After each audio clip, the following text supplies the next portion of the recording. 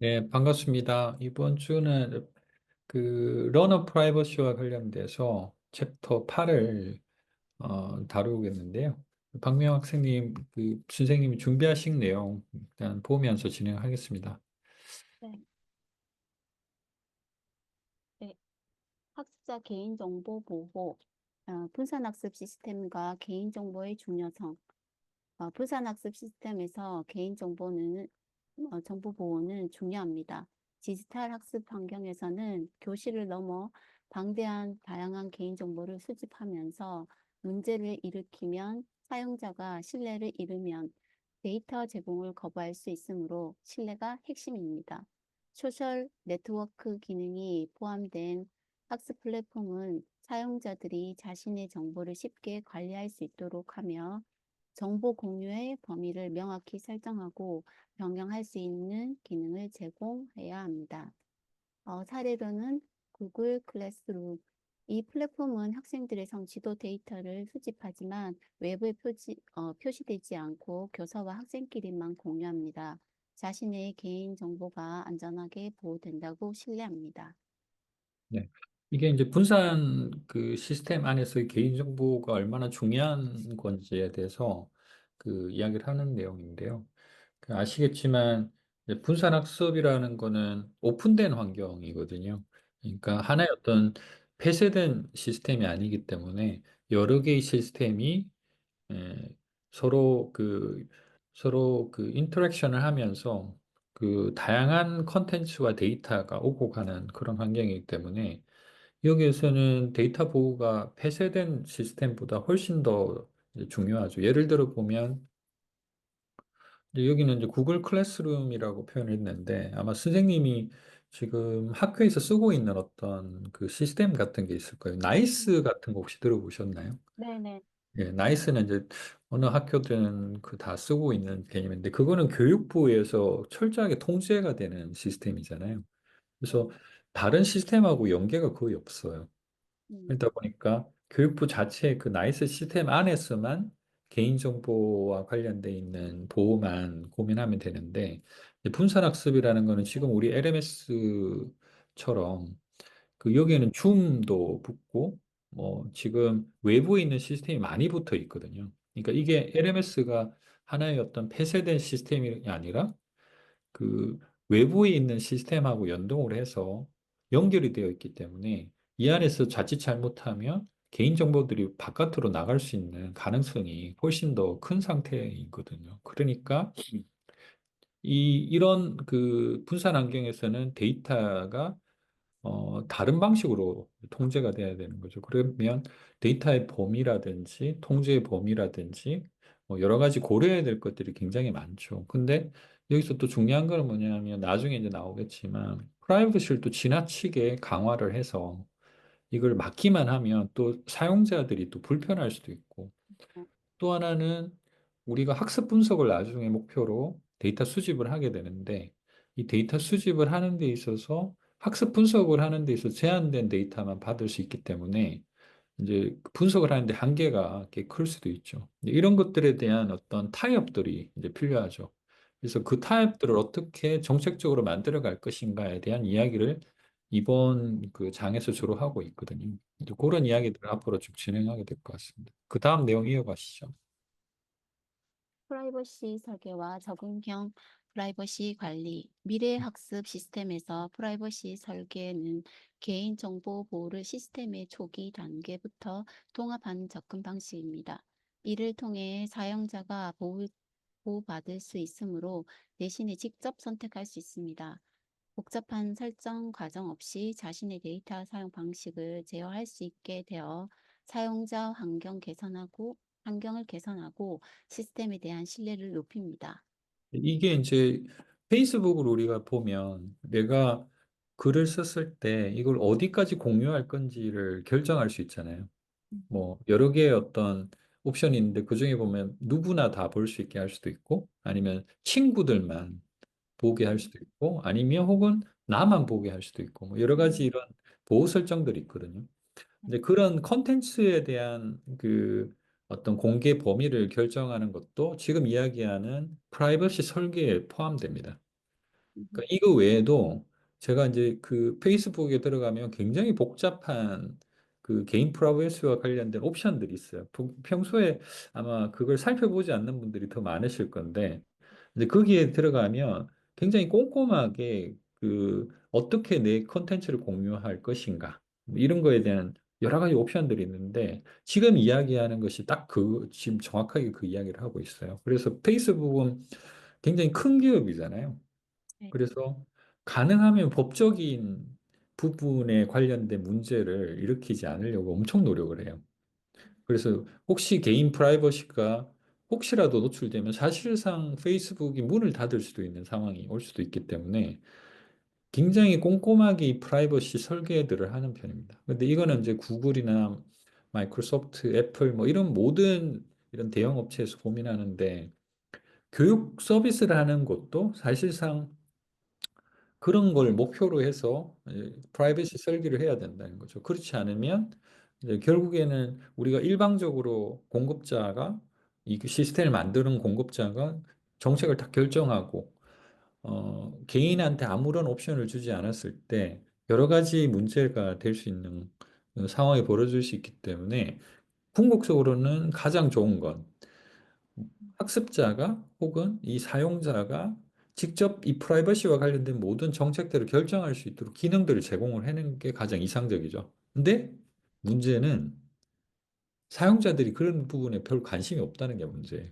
내가 일일이 꼼꼼하게 그런 걸 체크를 안 하거든요. 근데 어쨌든 이상적으로는 그런 시스템을 제공하는 것이 가장 좋다라는 걸 이야기를 하고 있습니다.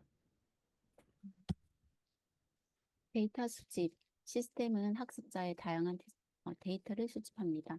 이는 맞춤형 학습을 제공하는 데 필수적이지만 잘못 관리할 경우 학습자의 프라이버시를 침해할 수 있습니다. 암호화, 접근 제어 등을 통해 데이터를 보호해야 하며 학습과 일상 사이의 경계를 명확히 하여 과도한 데이터 수집을 피해야 합니다.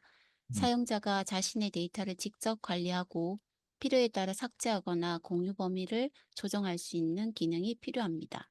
네. 그러니까 이게 이제 앞에 이어져서 같이 지금 이야기가 되고 있는 내용인데, 이제 학습자가 우리가 이런 LMS 환경을 그냥 생각을 해보죠. 이렇게 그 안에서 어떤 활동을 하시잖아요. 예를 들면은 네, 수업 자료를 다운로드 받으실 수도 있고, 뭐 유튜브 영상을 이제 시청할 수도 있고, 과제를 제출할 수도 있고, 설문조사 뭐 이랬을 때 그 모든 활동들이 그 기록이 다 돼요. 데이터로. 음, 박나영 선생님이 이 수업에서 어떤 활동을 하는지가 굉장히 꼼꼼하게 관리가 돼요. 이제 그랬을 경우에 예를 들어 볼게요. 내가 설문조사를 했는데 예를 들면 강사 평가를 한다고 치볼게요. 네, 예, 강사 평가를 하는 데 있어서 만약에 선생님이 직접 이름을 걸고 저를 평가할 수도 있겠지만 네, 편하게 하려면은 이름을 빼고 익명으로 올리는 게 훨씬 더 편하게 음, 평가할 수 있었잖아요. 예를 들면 네, 점수를 나중에 받아봤는데 왜 이렇게 나한테 점수를 박하게 줬어라고 하고 강사 평가를 나쁘게 줄 수도 있는데 이름이 네, 있으면 그렇게 하기 쉽지 않잖아요. 그러니까 예를 들면은 그런 데이터 수집을 하는 데 있어서 여러 가지 그 개인 정보와 관련돼 있는 고려 사항들이 많을 거예요. 그리고 어떤 것들은 암호화를 해야 되는 경우도 있을 거예요. 예를 들면은 뭐 성적과 관련돼 있는 정보인데 다른 사람들한테는 이런 것들을 공유를 하면 안 되잖아요. 그래서 네, 그런 것들은 뭐 꼭 굳이 암호화를 하진 않더라도 공개의 범위를 결정을 한다거나 하는 경우도 있을 것 같고 또 하나는 굉장히 뭔가 그 개인 정보와 관련돼서 좀 중요한 예를 들면 뭐 전화번호라든지 혹은 이메일이라든지 뭐 혹시 주민등록번호 뭐 이런 것들은 네, 만약에 LMS에서 보관을 하고 있다면 이제 그와 관련돼 있는 것들은 시스템 담당자도 볼 수 없게 음, 암호화를 아예 해서 네, 필요할 때만 그거를 암호화를 복구해서 볼 수 있도록 해주는 뭐 그런 장치들도 보통 쓰거든요. 그래서 여러 가지 데이터 수집과 관련돼 있어서 어떤 데이터를 어떻게 수집할 것인가, 그리고 어떤 경우에는 익명화하고 어떤 경우에는 암호화하고 어떤 경우에는 뭐 그 이름을 노출해서 그냥 오픈해서 하고 뭐 이런 여러 가지 것들을 직접 이제 우리가 정책적으로 결정을 해야 되죠. 그리고 그 데이터가 이렇게 또 쌓여 있을 때 이게 늘 보관을 계속 해주면 안 되죠. 예를 들어서 박나래 선생님이 이, 이 대학원을 이제 졸업하고 나서 10년 뒤에도 이게 남아있으면 이상한 거잖아요. 네. 그래서 그것들을 적절하게 어떤 그 보관을 하고 지운다거나 하는 뭐 그런 부분들도 이 정책 안에 다 포함이 되어 있어야 된다는 의미입니다. 넘어갈까요? 네. 개인정보 보호 의사결정. 시스템은 데이터를 요청할 때 그 이유를 명확히 설명하고 불필요한 경우 정보를 요구하지 않도록 해야 합니다. 프라이버시 너치를 통해 사용자가 프라이버시 침해를 피할 수 있도록 도와줄 수 있습니다. 여기서 프라이버시 너, 말하는 너치는 뭘까요? 아, 찾았었는데 너치 그게 너치 너트하는 거 같은 것 같은데 잠깐만요. 아, 너치가 일상생활에서 네, 사람들을 이렇게 네, 행동을 유발시키는 작은 팁들 같은 것들을 네, 네, 네. 너치라고 단서 하죠. 같은 거. 네, 네, 네, 네. 그렇죠. 네, 그런 것들을 학습을 하는 데 있어서도 이제 그 필요하긴 한데 프라이버시와 관련돼 있을 때도 어, 이런 프라이버시 너치 같은 것들을 그 활용을 하면 그 데이터를 요청할 때 뭔가 이제 이유를 명확하게 설명할 할 때 이제 뭐 예를 들면 뭐 시스템을 사용하다가 개인정보 수집을 하려면 뭔가를 띄워준다거나 이런 건데 예를 들어 볼게요. 지금 우리가 하고 있을 때 제가 녹화 버튼 누르면 녹화 버튼을 그 지금부터 녹화합니다라고 안내가 나오잖아요. 네. 이것도 너치예요. 음, 예를 들면 이제 그런 식으로 개인정보가 이렇게 노출이 될 수 있다. 지금도 우리가 화상회의를 이렇게 녹화를 하고 있는데 이거는 개별적인 동의가 없으면 뭐할 수가 없잖아요. 동의를 해주셔야 되는 거잖아요. 그래서 그런 것처럼 개인정보와 관련돼서 이렇게 음성으로 이건 녹화됩니다. 동의하시겠습니까? 뭐 이런 것들을 유도하는 것들을 그냥 넛지라고 생각하시면 됩니다. 음, 네. 음, 넘어갈까요? 네. 네. 휴리스틱 의사결정과 기본 설정 제공. 음. 많은 사용자는 휴리스틱 그 개인정보 인증을 기반으로 해서 프라이버시 결정을 내립니다. 학습 시스템은 이해하기 쉬운 기본 설정을 제공하고 합리적인 합리적인 그 개인정보 보호 정책을 제공함으로써 사용자가 무심코 데이터를 제공하지 않도록 합니다. 네, 이게 휴리스틱이란 말이 또 이제 새로 나왔는데, 휴리스틱은 뭐죠? 어떻게 설명하면 될까요? 어, 저기 개인정보의 그 인증이라고 제가 그때 음, 했던 것 같아요. 그보다는 이제 네. 휴리스틱을 그냥 일반적인 용어로 이야기를 하면 좀 직관적으로 개인들이 내리는 판단, 이렇게 보시면 됩니다. 그러니까 지금 뭐냐면 예를 들어서 페이스북을 이제 사용을 할 때 우리가 막 엄청나게 그 선택해야 되는 옵션이 많다라고 가정을 하면 근데 그 안에서 내가 이거를 일일이 꼼꼼하게 다 안 보잖아요. 그래서 대부분 다 뭐 보험 들어갈 때 우리 약관 같은 것들 여러 가지 것들을 확인하라고 버튼을 누르도록 유도하는데 실제로 사람들은 그걸 일일이 다 꼼꼼하게 체크를 안 하죠. 네. 근데 이건 반드시 프라이버시 결정에 굉장히 치명적으로 영향을 미칠 수 있고, 이거는 개인의 판단에 의해서 달라질 수도 있다라는 걸 명확하게 전달할 필요가 있을 경우에는, 오히려 그런 경우에는 휴리스틱 그보다 휴리스틱은 이제 직관적인 우리가 약관을 그냥 막 동의합니다, 동의합니다라고 그냥 버튼을 누르는 게 아니라 잠깐 멈추고 생각하게 만들어주는 그런 장치가 필요하다라는 거예요.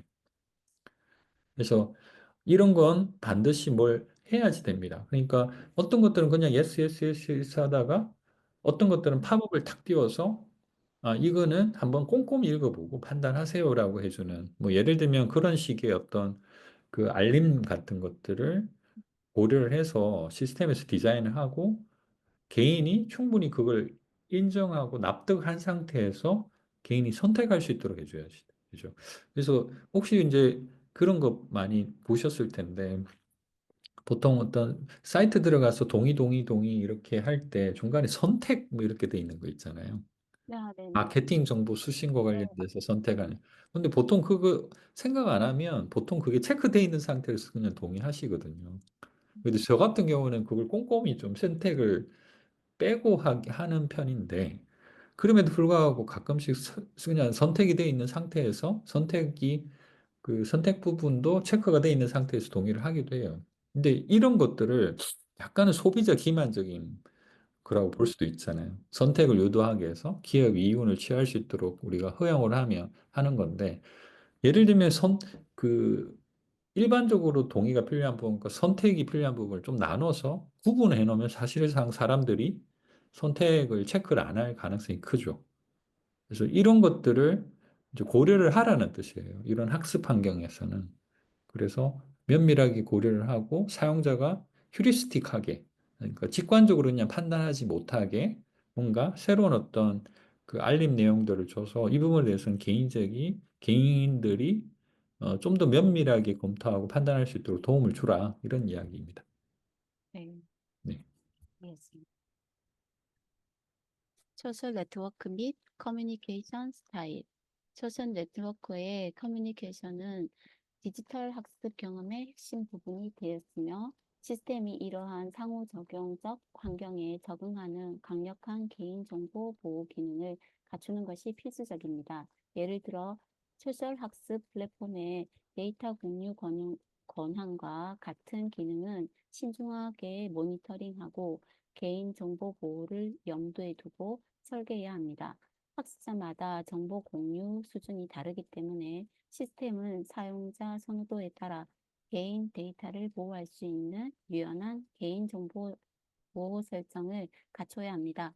학습자의 동의 없이 시스템에서 내린 데이터 또는 결정의 자동 공유는 최소화해야 합니다. 음. 여기서 이제 책을 보면 그 FYI라고 하는 표현이 나와요. 책에 보면 그게 아, 네. 뭐냐면 FYI 커뮤니케이터라고 해가지고 For Your Information, 이게 중요한 개념은 아닌데 그냥 한번 이야기가 왜 나왔는지를 한번 짚고 넘어가면 좋을 것 같아요. 왜냐하면 우리가 무의식 중으로 그 사람들의 성향을 보통 판단할 때 이 FYI 성향으로 구분을 많이 하거든요. 그러니까 FYI가 뭐냐면 보통 그 소셜 네트워크에서 그 개인 정보가 어느 정도 노출될 것인지를 보통 이제 결정을 보통 하죠. 이제 페이스북도 마찬가지고 인스타그램도 마찬가지인데 거기 보면 예를 들어서 내가 어느 학교 나왔어 라는 걸 공개할 수도 있고 안 할 수도 있거든요. 그리고 공개하는 범위를 친구한테만 할 건지 아니면 누구나한테 공유할 건지 뭐 이런 것들이 있는데, 이런 것들을 선호하지 않는 사람들은 전부 다 그냥 무조건 알리지 않는 걸로 그렇게 보통 설정을 하죠. 그리고 나는 내가 남자인지 여자인지도 알려주지 않겠다. 예를 들면 뭐 내가 성적 지향성이 뭐 LGBT다. 그러면 이걸 알리고 싶지 않을 수도 있잖아요. 그러면 이제 그런 사람들은 FYI를 선호하지 않는 걸로 이해를 하면 돼요. 그 FYI는 뭐냐면 내가 실제로 관계성, 그러니까 친구 맺기를 하지 않은 상태에서도 내 정보가 노출되는 것을 보통 FYI라고 하거든요. 그래서 어, FYI 성향을 가진 사람들은, 그러니까 그런 걸 좋아하지 않는 사람들은 내 친구들한테만 이거를 공유하겠다라고 생각하는 사람들이라고 보면 되고, FYI 성향을 가진 사람들은 누구나 다 내 정보를 볼 수 있도록 허용해주는 사람들을 보통 이야기를 해요. 그래서 보통 이제 소셜 네트워크라든지 이런 커뮤니케이션을 하는 데 있어서 내 정보를 얼마만큼 그리고 어느 범위에서 공개할 것인가라는 것들을 결정할 수 있게끔 시스템에서 기능을 갖추고 있어야 되는 거죠. 이제 만약에 이런 것들이 없다면 일방적으로 오픈이 되든가 아니면 일방적으로 오픈되지 않거나 뭐 이 둘 중에 하나밖에 없는 거잖아요. 근데 만약에 FYI라는 팩터도 고려를 한다면 페이스북처럼 내 정보의 공개 범위를 어디까지 설정할 건지를 개인이 선택할 수 있도록 할 수 있는 거죠. 그런 차원에서 소셜 네트워크하고 커뮤니케이션 스타일에 따른 이런 개인정보와 관련된 기능들도 검토를 해야 된다라고 권장을 하고 있는 겁니다. 이해되시죠? 네, 넘어갈까요? 네. 익명성과 식별 수준 관리.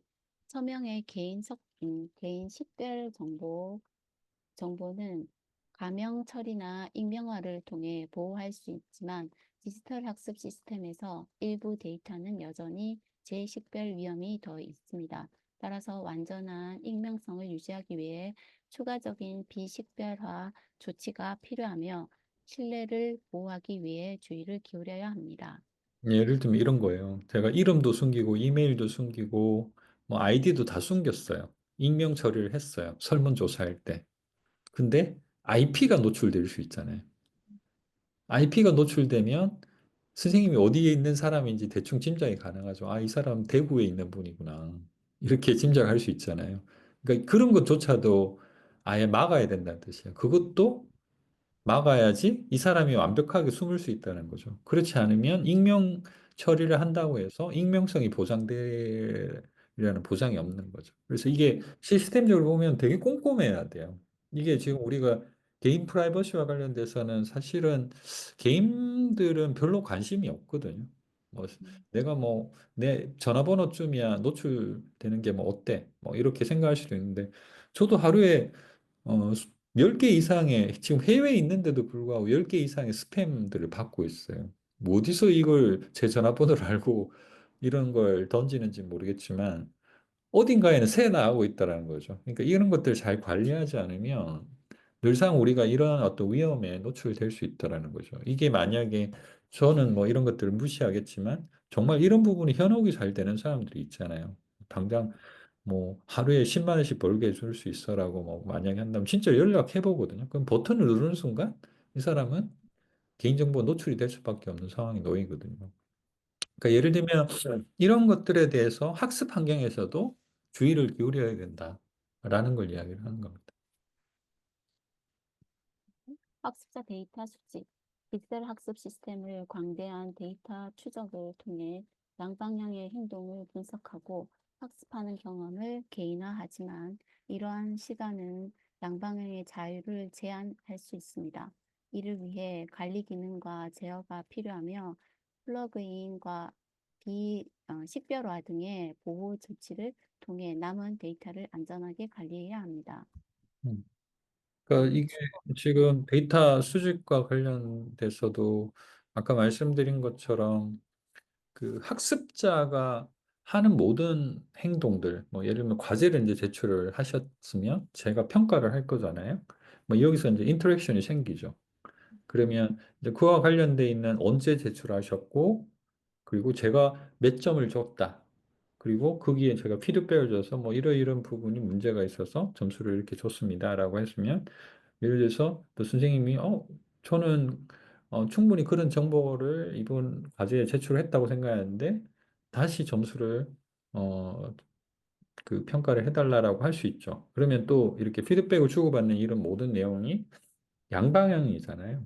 그래서 이런 것들을 할 것인가 말 것인가에 대한 이제 고집 필요하고 그리고 이렇게 주고받은 데이터가 그러면 언제까지 보관돼서 관리될 것인가 라는 것도 이제 주요하게 저희들이 결정을 해야 되는 부분이죠. 그러니까 예를 들어서 이거는 학기가 끝나면 전부 다 이제 없앨 거야라고 생각할 수도 있는 거고 아니면은 뭐 1년 정도는 보관을 하고 있다가 나중에 뭐 이것들 데이터 처리를 할 수도 있는 거고 이런 것들도 이제 데이터 수집을 하는 데 있어서 우리가 결정을 내려야 하는 중요한 요소들이다. 이렇게 생각하시면 될 것 같습니다.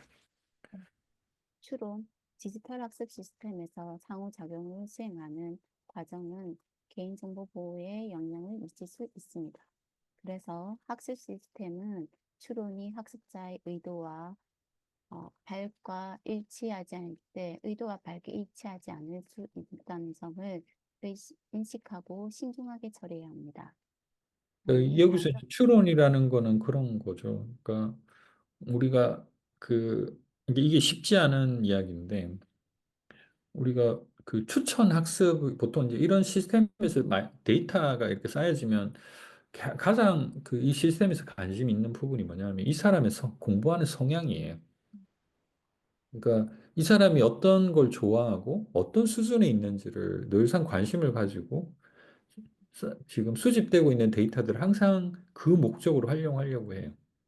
근데 그러면 이제 지금 우리가 AI 디지털 교과서도 국가에서 지금 막 하려고 하고 있는데 이제 많은 이제 도구들이 그 안에서 그 학습자들이 활동하는 그걸 통해서 데이터들이 막 수집이 될 거란 말이죠. 그러면 거기서는 일종의 이런 그런 작업을 할 거예요. 넷플릭스처럼 내가 어떠어떠한 영화를 봤는데 다음 영화는 뭘 보고 싶어 할 것이냐라는 것들을 전제로 해서 추천을 막 해주죠. 그래서 우리가 들어가면 누가 접속하느냐에 따라서 어떤 영화가 추천되는지가 다 달라지거든요. 그런 것처럼 심지어는 내가 어떤 영화를 좋아하는 거 보니 이 사람은 어떤 캐릭터를 좋아하는 것 같아. 어떤 영화 배우를 좋아하는 것 같아라는 추론까지 해요. 그러면은 똑같은 영화라도 그 영화 배우가 나오는 포스트를 저한테 보여주는 거예요. 여러 가지 포스트를 가지고 있다가. 그러니까 이런 것들을 다 추론이라고 할 수 있죠.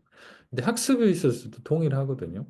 그러니까 우리가 어떤 수학 문제를 풀려고 하는데 이 친구가 계속 어떤 부분에서 계속 틀린 답을 이제 만약에 제시를 한다고 하면 이제 그거를 해결해 주기 위해서 이 친구가 뭐가 필요하다라는 정보를 파악할 수 있을 거잖아. 예를 들면 미분을 가르치려고 했는데 계속 미분과 관련된 문제를 털리는 거 보니까 이 친구는 어, 뭐 그 인피니티라고 하죠. 그 제가 갑자기 용어가 생각이 안 나는데 그러니까 우리 그 수열에서 그 무한에 관련돼 있는 리미트라고 하는 무한 네, 개념들을 네. 배우잖아요.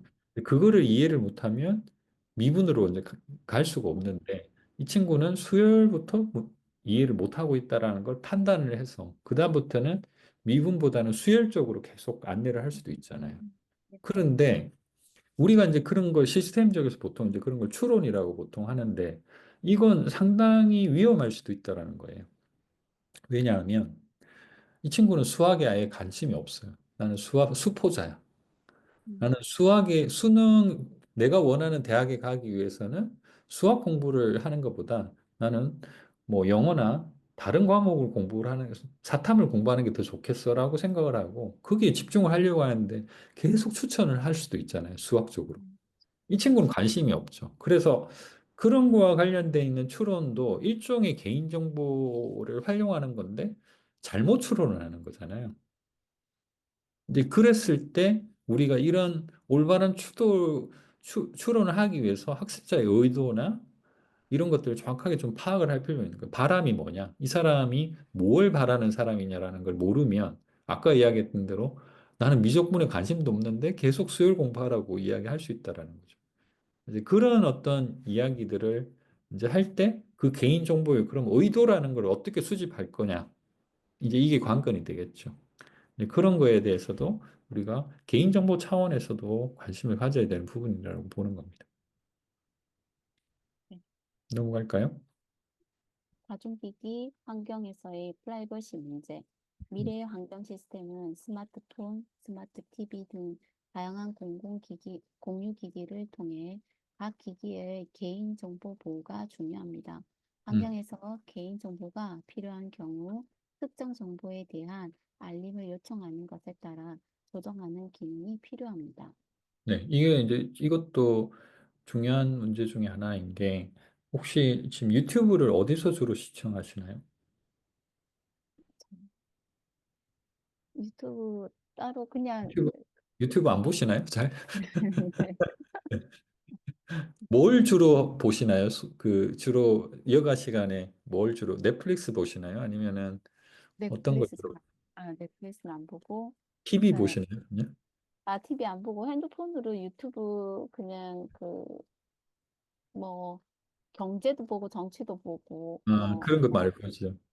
핸드폰 말고 그 계정을 혹시 TV라든지 컴퓨터에서도 쓰나요? 네네네 연결돼요. 가끔씩 쓰시잖아요. 네네. 그러면은 지금 이제 유튜브를 보는 환경이 여러 개가 있다는 뜻이잖아요. 네. 핸드폰에서도 보고 네. 집에 있는 TV나 아니면 컴퓨터 이렇게 이제 여러 네. 개의 그, 기기들을 통해서 이제 보게 네. 되는데 그러면 이제 내 그 계정이 다 공유가 돼 있는 거잖아요. 음, 여기도 로그인 돼 있고 여기도 돼 네. 있고 여기도 돼 있고. 근데 심지어는 저 같은 경우는 해외 출장이 많아서 호텔에 제 계정으로 유튜브를 이제 설정해 놓고 이제 보통 이제 보기도 하거든요. 그러면 해외에서 이렇게 제가 제 계정을 설정을 하잖아요. 그러면 구글에서 항상 메시지가 와요. 어떤 메시지가 오냐면 어, 이 나라에서 특정 그 디바이스에서 당신의 계정으로 접속을 하려고 하는데 허용하시겠습니까? 라고 물어봐요. 네네. 네, 그런 경우 있으시잖아요. 네네. 네, 그게 지금 여기서 이야기하는 거예요. 그래서 만약에 시스템 우리가 디자인한다고 했을 때 사실은 이 정도까지 막 고민해가지고 한국에서 교육 서비스를 하는 경우는 별로 없을 것 같지만, 이제 우리가 컨설턴트 과목을 듣고 있는, 컨설팅 과목을 듣고 있는 입장에서는 우리가 개인정보 보호라는 걸 어느 정도로 치밀하게 해야 되느냐라는 것들을 지금 각 포인트별로 다 보고 있기 때문에 지금 이런 이야기도 하고 있는 거예요. 그래서 오히려 학습 환경이라기보다는 그냥 구글이라든지 페이스북이라든지 뭐 인스타라든지 이런 그대 기업들이 어떤 식으로 하고 있는지를 염두에 두면 이 내용들을 잘 이해가 될 거예요. 그래서 그런 측면에서 이 알람을 어떻게 이제 줄 것이냐 이것들도 개인정보 차원에서 굉장히 중요한 부분이죠. 근데 만약에 예를 들어서 제가 한국 사람이고 한국 계정으로 유튜브를 보고 있었는데 갑자기 뜬금없이 뭐 어디 캄보디아에서 내 계정을 누군가가 접속을 하려고 했다. 그러면 사고가 날 가능성이 크죠. 그러면 그것들을 저한테 미리 이메일이라든지 아니면 뭐 문자로 알려주고 제가 그걸 허용할 것인지 말 건지를 저한테 판단을 물어보는 게 이제 굉장히 중요하겠죠. 근데 그런 것들을 학습 환경에 있어서도 필요할 경우가 있다라는 거죠. 그 차원에서 지금 이 이야기를 하고 있는 거예요. 데이터 소유 및 관리. 데이터 학습 시스템에서 사용자 데이터 소유권은 양도에게 중요한 권한을 부여하며 옵트인 방식으로 인해 개인정보 보호를 강화할 수 있습니다. 음, 데이터 소유권을 양도하면 시스템 간의 데이터 이동이 필요하므로 이를 공유하고 또 개인의 권리를 보호하기 위해 비식별화 등 추가 조치가 필요합니다. 음. 여기서 됐나요? 이제 옵트인, 옵트아웃이라는 표현이 나오잖아요. 그러면은 네, 제가 이게 뭘까요? 어, 제가 소금 어, 그 같, 음, 여기서 이제 이야기하는 옵트인, 옵트아웃은 간단하게 이야기하면 이제 옵트인은 사용자가 명시적으로 동의해야지 데이터가 수집되는 거예요. 음, 그러니까 내가 동의하지 않으면 수집을 못하게 하는 거예요. 그걸 옵트인이라고 하는 거고, 옵트아웃은 반대입니다. 동의를 일단 그러니까 반대를 하지 않으면 무조건 수집이 되는 거예요. 그러니까 내가 어떤 데이터의 수집 범위를 결정을 할 때 여러 가지 선택 범위를 이제 결정할 수 있잖아요. 그랬을 때 옵트인 정책을 쓸 것이냐, 옵트아웃 정책을 쓸 것인가를 우리가 결정을 해야 되는 거죠. 그 옵트인은 사용자들한테 개별적으로 데이터 수집의 권한을 지정하게끔 하니까 데이터 정보와 누출과 관련돼 있는 그 책임 소재가 개인한테 주로 가겠죠. 대신 이제 개인은 그만큼 이제 자기가 싫다라는 것들을 명확하게 표현할 수 있기 때문에 개인 정보가 훨씬 더 잘 보호가 될 수 있는 측면에 대신 귀찮죠. 일일이 다 생각을 해야 되니까. 대신 옵트아웃은 반대예요. 내가 분명하게 반대 의사를 여기서 표현하지 않으면 무조건 수집이 되는 개념이에요. 그래서 이거는 좀 덜 불편하긴 해요. 하지만 면밀하게 내용을 보지 않으면 이건 문제가 생길 수 있는 그런 상황이 생길 수 있는 거죠. 우리 약관에 동의하는 거하고 비슷한 거예요. 우리 아무 생각 없이 약관에 막 동의하듯이 그런 것들을 보통 옵트아웃이라고 그냥 생각하면 되죠. 만약에 근데 보험회사에서 옵트인을 만약에 약관에다가 다 적용시키다 그러면 보험 3당사하고 한 2시간, 3시간은 이야기하면서 체크를 해야겠죠. 그런 것들을 서로가 정책적으로 결정을 해야 되는 거죠. 좀 이해가 되시나요? 네. 네네. 음, 그렇게 이해를 하시면 될 것 같습니다. 네. 데이터 소유 및 공유. 401K 모델에서는 공식적으로 데이터를 소유하지만 데이터 결정은 교사나 관리자가 대신할 수 있어 익명화와 동의 절차가 필요합니다. 학습자가 운전학습과 자기 데이터 분석을 통해 사회적 학습 경험을 공유할 수 있습니다. 그래서 여기서 약간 이제 401K가 혹시 뭔지 혹시 한번 찾아보셨어요? 네, 여기 그림에 그려져 있는 네네. 네. 어떤 거 같아요. 그 공, 그냥 제가 편하게 그냥 말씀을 드리면, 네네네. 네. 401K는 그 은퇴자를 위한 퇴직 급여 프로그램을 이야기하거든요. 미국에서 시행하고 있는 정책입니다. 네. 근데 이제 401K 퇴직연금 제도라고 그냥 우리가 이제 흔히 이야기를 하는데, 보통은 이제 개인들이 이런 퇴직연금 계좌에 계속 이제 그, 그 계속 입금을 하죠. 그러면은 이제 우리나라도 마찬가지면 퇴직연금의 일부를 고용주도 같이 회사의 사장님도 같이 이제 매칭을 해서 같이 넣어주잖아요. 이제 그렇게 되면 이제 그다음부터는 이제 그 쌓여져 있는 자금을 이제 운영을 하는 게 필요할 거잖아요. 근데 우리가 적금한 거라든지 우리가 뭐 뭔가 투자 펀드를 들면은 늘 그렇지만 그걸 누군가가 관리를 해주잖아요. 음, 이제 그런 관리의 주체가 그러니까 소유의 주체와 관리의 주체가 나눠져 있는 경우가 이제 가끔씩 있죠. 우리 국민연금도 마찬가지잖아요.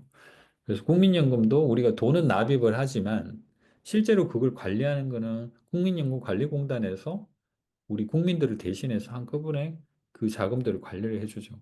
그래서 보통은 이제 이런 사람들을 신탁자라고 이제 표현을 하는데 이 401K 모델이 여기서 왜 나왔냐면 개인정보는 결국에는 개인의 소유이죠. 하지만 개인정보를 실제로 관리하는 걸 누구한테 맡겨놓을 수 있다라는 뜻이에요. 그걸 위임을 하는 거죠. 그래서 앞에 우리가 이야기했던 너무 많은 개인정보와 관련된 결정들을 일일이 개인들이 다 만약에 관리하기 힘들다면 누군가한테 이 개인정보와 관련돼 있는 관리를 맡기는 거예요. 음, 그러니까 마치 연금을 우리가 연금관리공단에 맡기는 것과 같이 이 데이터의 소유권은 우리한테 있지만 관리의 권한은 누구한테 따로 주고 그걸 통해서 그 사람이 의사결정을 하는 데 따라서 내가 따라가겠다라고 할 수도 있다라는 뜻입니다. 그러니까 이런 학습 환경에 있어서도 그런 모델을 적용하는 것도 의미가 있어라고 제안을 하는 거예요. 그래서 예를 들면은 내가 학습을 하는데 지금 현재 개인정보는 대구 교대에 있겠죠. 음, 그래서 대구 교대에서 지금 박남 선생님의 개인정보가 관리되고 있는데 이 정보를 나는 일일이 어떻게 쓸 건지 말 건지를 내가 개인이 다 판단하기는 싫으니까 대구 교대를 믿고 대구 교대에서 알아서 관리를 해주세요라고 서명을 해달라 그러면 그걸 서명을 받고 나서 학교에서 그 권한을 위임받은 상태에서 데이터에 대한 관리를 직접 할 수도 있죠. 누구한테 쉐어하겠다, 얼마만, 어떤 거는 익명으로 하고, 어떤 거는 뭐 암호화하고, 뭐 이런 것들을 일일이 다 물어보지 않고 결정을 할 수도 있을 거잖아요. 근데 그런 걸 이야기를 하는 겁니다. 이해되시나요? 네. 그런 느낌으로 이 데이터 소유와 공유를 이해를 하시면 될 것 같습니다. 네. 자기 데이터 분석. 디지털 학습 시스템에서는 자신의 학습 데이터를 활용하여 자기 주도 학습을 강화할 수 있습니다. 정량화된 관계 경험을 통해 자신의 학습 성과와 작은 부분을 파악하고 이해할 수 있는 소통을 통해 학습 활동을 참여할 수 있습니다. 학습 과정에서 목표를 설정하고 달성하는 것을 추적할 수 있는 자기 평가 도구를 음, 평가 도구로 활용됩니다. 음. 이런 이제 자기 데이터 분석을 이제 보통 하죠. 이제 아까도 말씀을 잠깐 드렸지만 이런 데이터들이 쌓여 있으면 그 데이터를 가지고 뭔가 해석을 하려고 해요. 의미 부여를 하려고 하거든요. 그걸 아까 추론이라고도 이제 이야기를 했는데 이제 그 안에서 어떤 통찰 뭐 보통 인사이트라고 하는 뭐 그런 걸 하려고 하는 거죠. 인사이트를 얻으려고 하는 거죠. 그래서 이 친구가 공부하는 스타일을 보니까 어, 굉장히 열심히 하는 친구고 꼼꼼하게 공부를 하는 친구다라고 판단할 수도 있고, 이 친구는 별로 공부에 관심이 없고, 어, 그 매사에 별로 참여도 좀 소극적으로 하더라라고 이제 평가를 할 수도 있죠. 이 데이터를 보고 이제 그런 인사이트를 이제 얻으려고 하는 거죠. 그랬을 때 이제 이런 통찰적인 이런 인사이트들을 모아서 예를 들어서 뭐 A, B, C, D 그룹을 나누어서 이 친구는 뭐 A 친구는 B고 C고 D고 뭐 이런 것들을 예를 들어서 표를 만들어서 관리를 한다고 칠게요. 그러면 그런 표를 우리가 임의적으로 구분해서 어, 너, 이 사람은 이런 친구야라고 하는 A일 수도 있고 B일 수도 있고 뭐 이런 것들을 그룹을 나누고 레벨을 나눠 가지고 선생님한테 그냥 보여준다고 생각해 볼게요. 그래서 예를 들어서 저한테 이번 과정을 듣고 있는 분들의 수업 태도를 분석한 결과를 저한테 이렇게 보여준다고 가정을 한번 해볼게요. 그러면은 박나인 선생님은 뭐 이렇고 다른 분들은 뭐 이렇고 이렇게 여러 가지 형식으로 그룹핑 해가지고 이 사람의 어떤 뭐 성실도 그리고 뭐 참여도 뭐 이런 것들을 쭉 평가를 해서 저한테 알려준다고 가정해 보세요. 그거를 근데 박나인 선생님은 기분이 좋을까요? 좋겠다. 네. 그죠? 그러니까 이제 그런 거예요. 이렇게 분석한 결과. 그러니까 우리가 지금까지는 무슨 이야기를 했으냐면 그 데이터 자체를 보여줄지 말지를 이야기를 했는데 지금은 일종의 데이터를 모아보니 이런 식의 어떤 분석된 내용을 또 개인 보호 차원에서 보호를 해야 된다는 뜻이에요. 그것 자체도 개인들이 판단할 수 있어야 될 수도 있다는 거죠. 그래서 이런 데이터 분석조차도, 그러니까 그 로 데이터가 아니라 분석된 데이터 자체도 우리가 공유를 어떻게 하고 어느 범위까지 할 거고 어떤 거는 익명화해서 그냥 이름을 노출시키지 말고 그냥 학생들의 성향만 전체적으로 판단하고 싶게 할 수도 있고 뭐 이런 여러 가지 것들을 데이터 분석을 할 때도 고민해야 된다는 뜻입니다. 이해되시죠? 음. 네. 소셜 러닝 경험. 학습 데이터 공유는 개인정보 보호 규정을 준수해야 하며 자신의 데이터를 공유할 때 발생할 수 있는 사회적 활동을 제외해야 합니다. 범위를 음, 공유하기 위해 조심스럽게 선택하지 않고 소수의 플레이머로 부품을 만들 수 있으므로 학습 시스템은 엄청나게 필요하며 다양한 공유를 지원할 수 있도록 지원해야 합니다. 음. 연구 그, 및 조직, 네. 사회적 학습 경험 뭐 이렇게 이제 표현하고 있는데 여기서 이제 좀 생각을 좀 해봐야 되는 부분이 뭐냐면 그 미국에 보면 페르파라고 하는 게 있고 유럽 쪽에는 GDPR이라고 하는 되게 엄격한 개인정보 규정들이 있어요.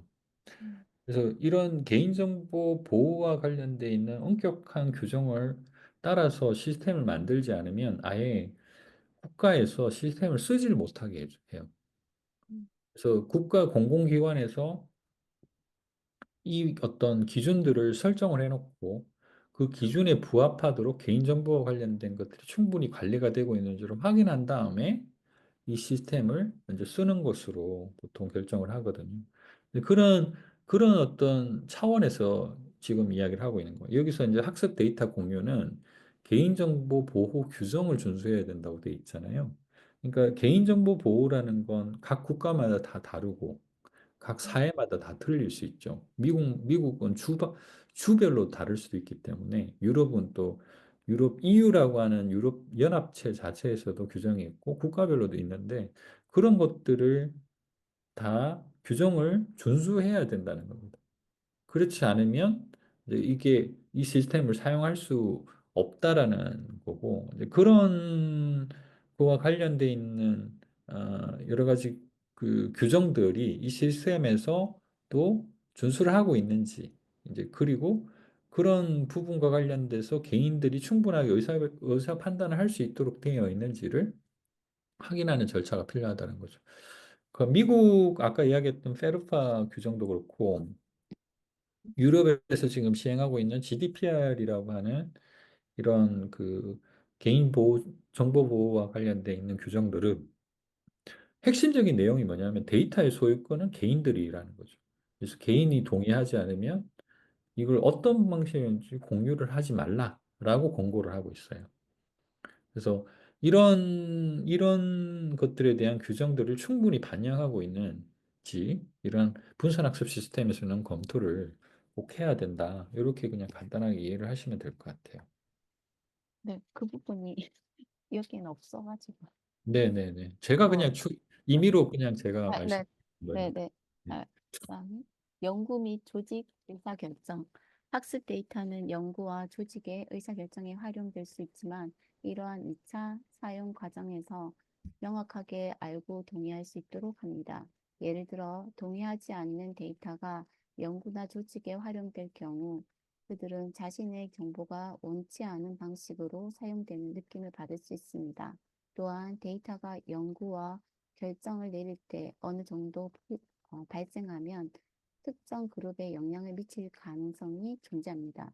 이런 문제를 방지하기 위해서는 데이터를 사용하는 것이 매우 적습니다. 개인정보 보호 전문가들은 학습 데이터가 2차적으로 사용되기 전에 그냥 사용 가능하게 알리고 동의를 받는 절차를 요구하고 있습니다. 데이터, 데이터가 부적절하게 사용되지 않도록 보호 장치를 보호하며 데이터의 활용과 관련된 부분 또한 유지하여 그들이 허용할 수 있는 환경을 허용하는 것이 중요합니다. 약간 말이 네. 네. 그래서 이것도 우리가 이제 좀 고민해야 될 부분인데, 예를 들어서 이거는 실제로 이제 사용자들이 이 데이터를 직접 뭐 보거나 아니면은 분석을 해서 볼 수도 있지만, 이제 챗GPT처럼 내가 이 하나의 어떤 이 데이터를 활용해서 뭔가 모델을 만들려고 해요.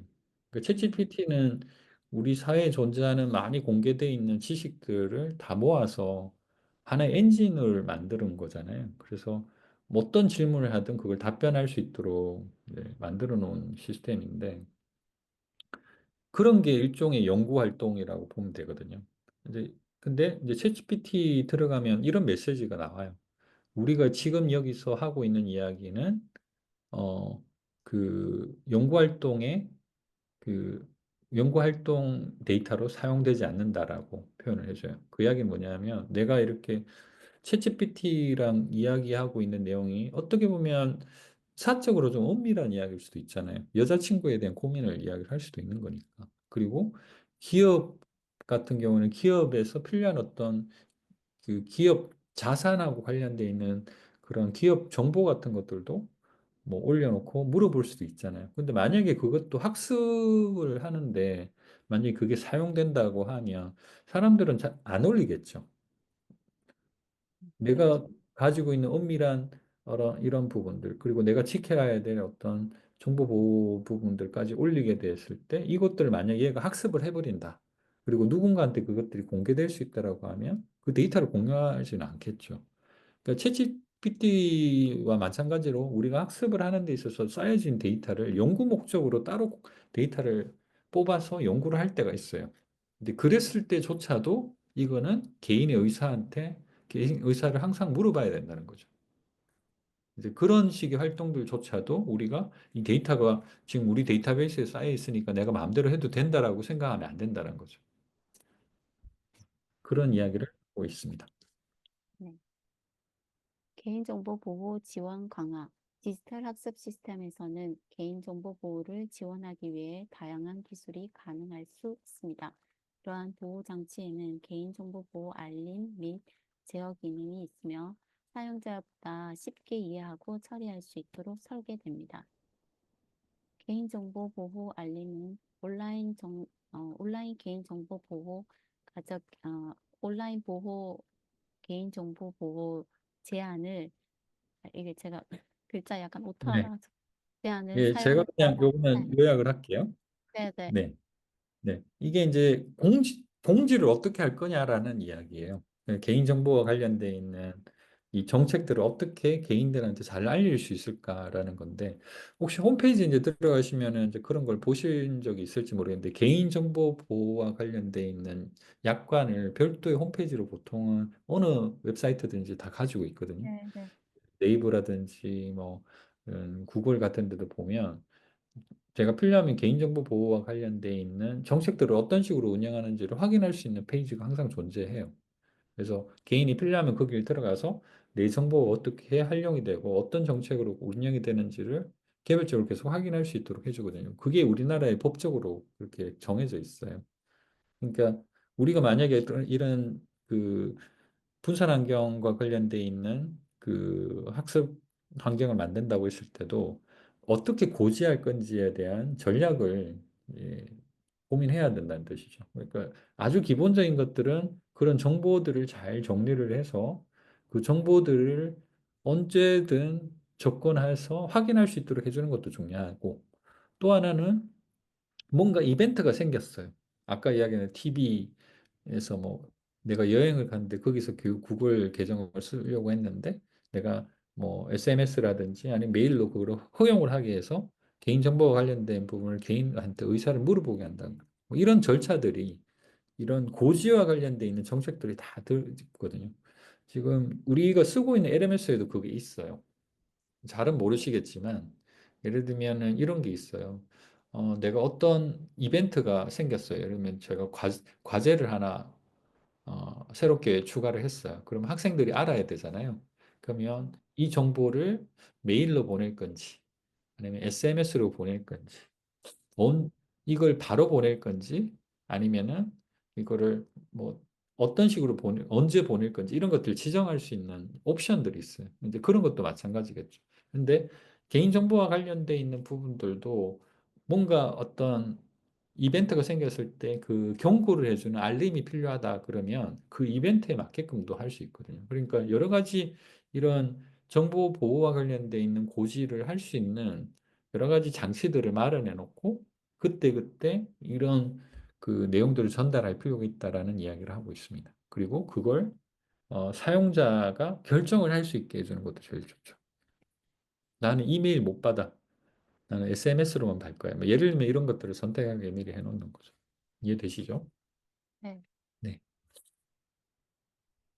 제어 메커니즘, 디지털 학습 시스템에서 제어하는 것은 사용자가 스스로 설정할 수 있도록 돕는 중요한 기능입니다.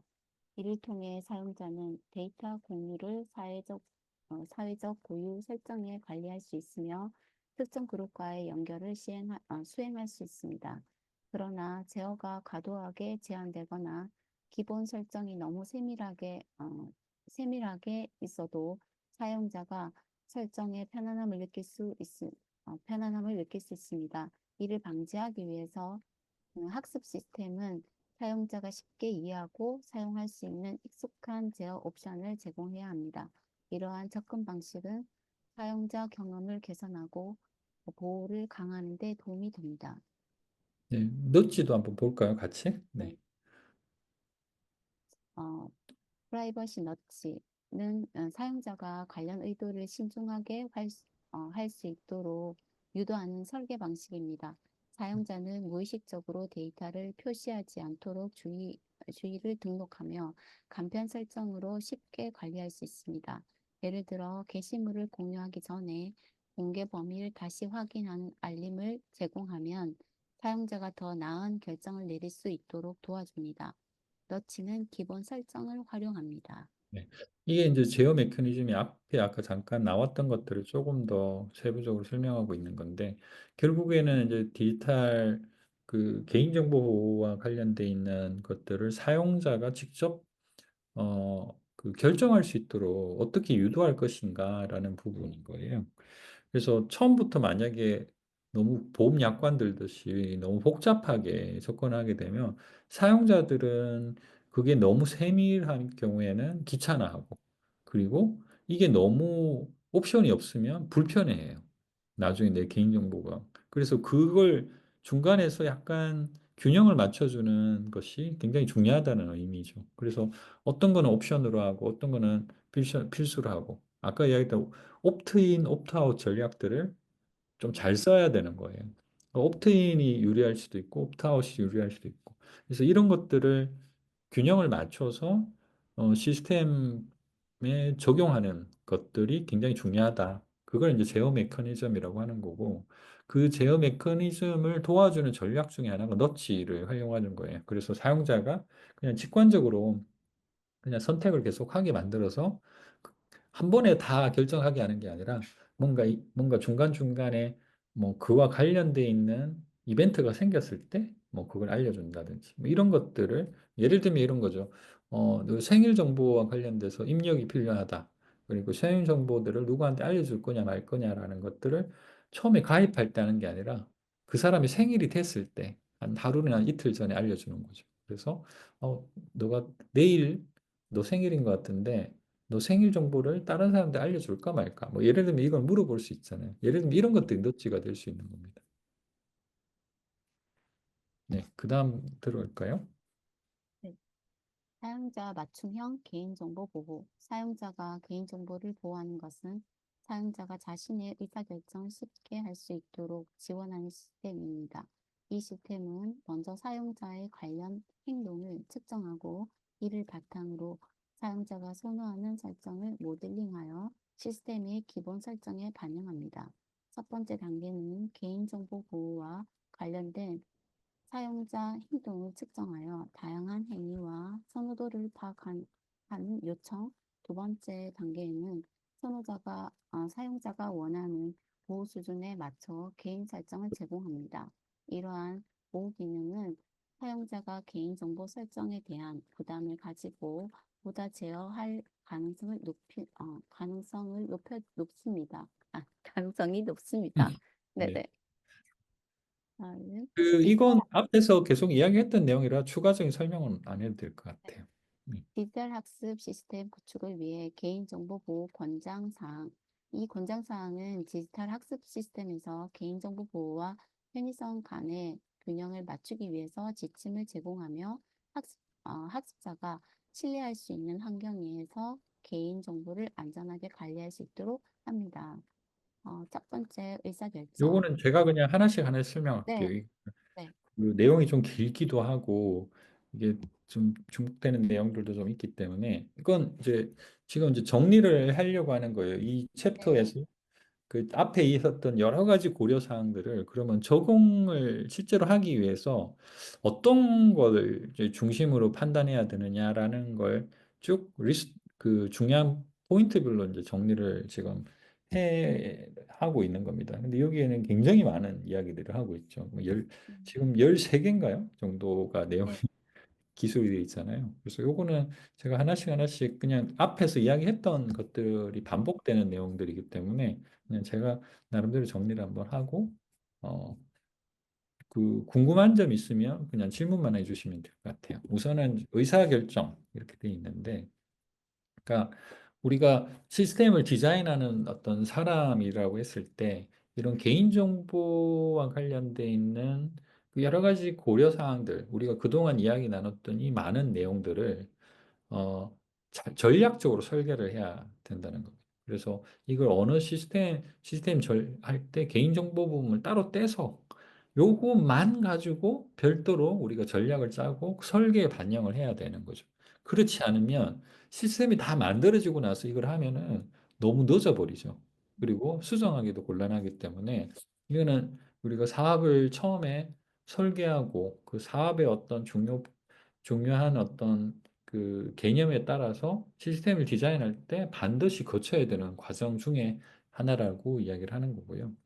아까 커뮤니케이션 스타일은 아까 이야기했던 FYI라고 제가 말씀드렸잖아요. 이 사람이 어떤 성향을 가진지를 충분히 고려를 해주고 그 사람이 선택하게 만들어줘야 돼요. 그래서 나는 내 생일을 아무나한테나 공유하고 싶지 않고 내 학력을 아무나한테 공유하고 싶지 않아라고 할 수도 있지만 어떤 사람들은 나는 이런 대학교 나왔어라고 그 자랑하고 싶을 수도 있죠. 이제 예를 들면은 그런 것들을 그 존중해주는 차원의 커뮤니케이션 스타일을 자기 스스로가 결정할 수 있도록 해줄 필요가 있다는 거죠. 그게 이제 우리 소셜에만 다 그 필요한 게 아니라 이런 학습 환경에 있어서도 충분히 고려돼야 되는 내용이라는 거고요.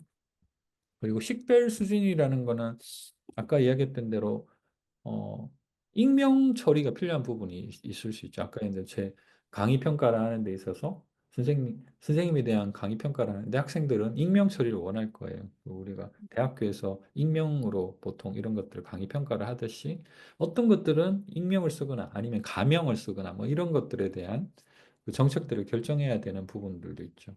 그리고 데이터 수집 유형도 마찬가지인데 아까 익명도 있지만 암호화 부분도 있죠. 내가 개인정보 부분을 답변했는데 IP 정보도 암호화 해버리면 못 볼 거 아니에요. 아니면 수집을 아예 안 할 수도 있고. 뭐 예를 들면은 수집의 어떤 정보의 범위나 수집의 내용들, 그리고 이거는 암호화를 해서라도 관리를 해야 된다고 하면 수집은 하되 그걸 암호화해서 아무나 못 보게 한다거나, 그리고 혹은 가리거나 익명화해서 가명화해서 한다거나, 뭐 이런 전략들을 선택을 할 수 있다는 의미인 거고요.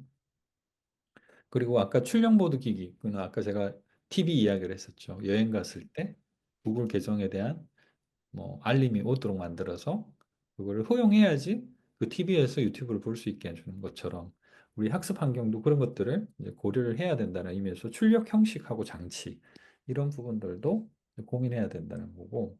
그리고 이게 이제 적응 관리라는 표현이 잠깐 나오는데 요거는 앞에서 나온 이야기하고는 좀 다르긴 해요. 그 내용이 뭐냐면 우리가 그 어떤 학습 시스템을 내가 들어갔을 때 직접 회원가입을 할 수도 있지만 구글 계정이나 페이스북 계정을 활용해서 들어갈 수도 있잖아요. 카카오톡 계정을 쓸 수도 있고. 근데 그랬을 때 좀 안심이 되죠. 왜냐하면 내 정보를 직접 입력을 해서 이 사람, 이 기업에 내 정보를 맡겨도 되냐라고 고민할 필요가 없잖아요. 구글에는 이미 내 정보를 관리를 하고 있는데 구글은 그래도 좀 신뢰할 만해라고 생각할 수 있죠. 네이버도 마찬가지고. 근데 어떤 내가 시스템을 쓰려고 하는데 그 기업에서 내 개인정보를 막 입력하라고 요구를 해.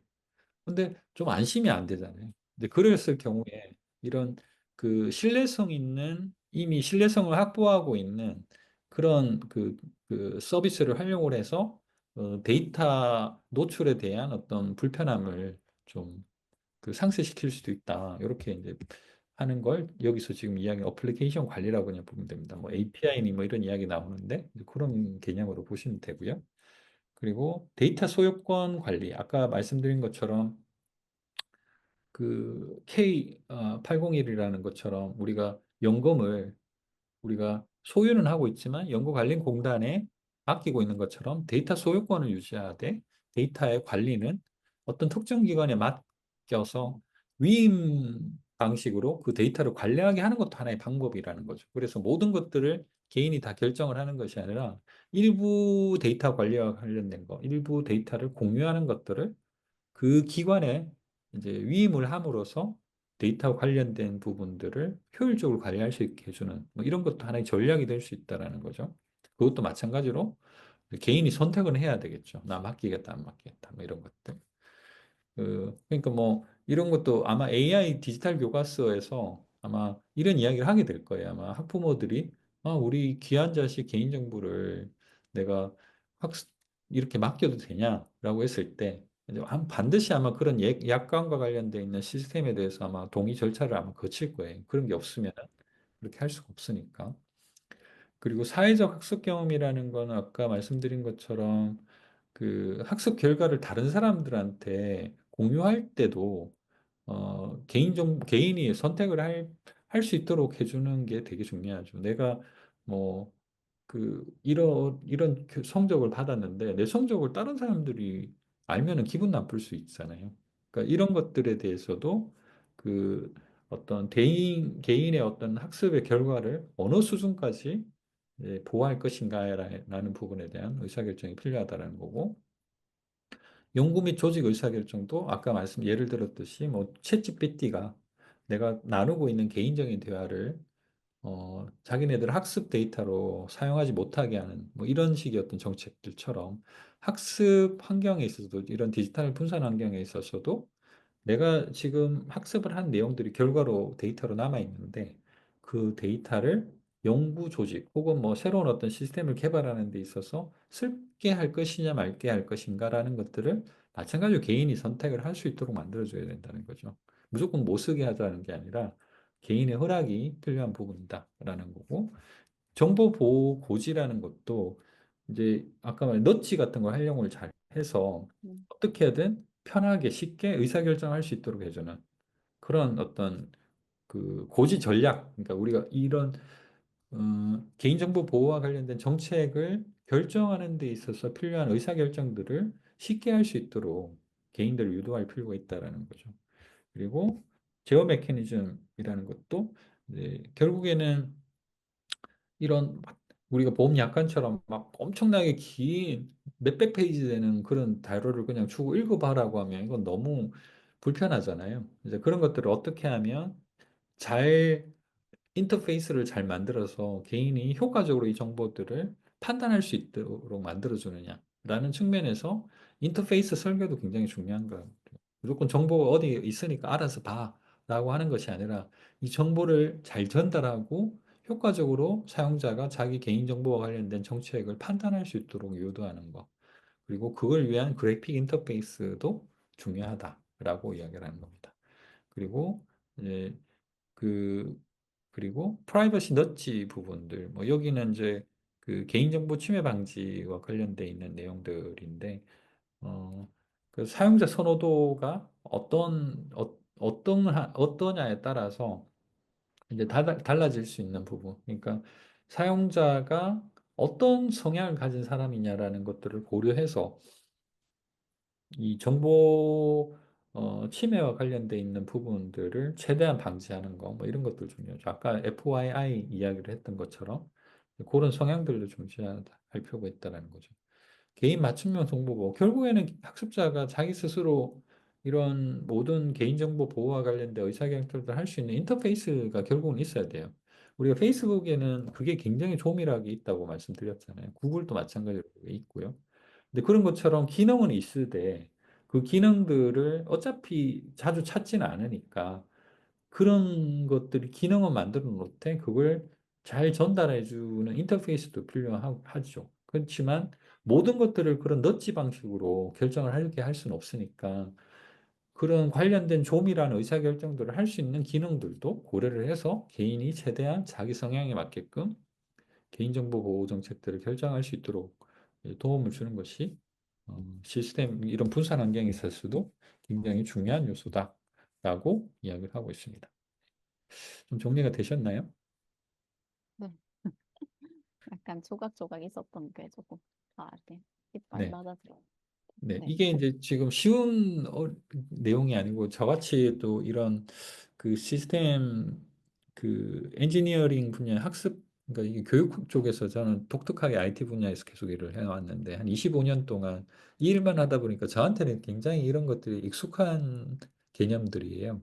근데 아마 이런 좀 시스템하고는 전혀 관계없이 주로 교사 생활을 하시거나 공부를 하셨던 분들은 지금 이야기하는 게 당최 무슨 이야기를 하는 건지 알 수가 없죠. 그래서 제가 이제 그런 걸 좀 편한 용어로 설명을 드린 거고요. 그래서 지금 이 내용 자체를 뭐 완벽하게 숙지하라라는 말씀이 아니라 이제 지금 여기서 지금 나오고 있는 것들을 보통 분산 환경에서 다루고 있고 그 분산 환경을 시스템 디자인하는 데 있어서 이런 것들만 고민하는 또 전문가들이 따로 있어요.